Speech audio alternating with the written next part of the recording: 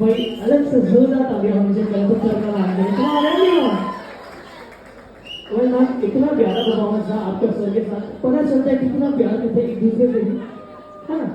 लेकिन इन्होंने अभी अभी खास मुझको व्हाट्सएप किया तुरंत इधर से कि हर्ष बेटा एक मोस्ट इम्पोर्टेंट वचन जो है वो मैं चाहती हूँ कि वही को भी मुझे दे। तो मैडम जो व्हाट्सएप भेजा तो सेम रिपीट इनको देख के बोलना है कि वैभवी बेटा ये वचन दो कि शादी के बाद किसी भी पार्टी में किसी भी फंक्शन में मुझे मम्मी या सासू माँ कहकर मत बुलाना,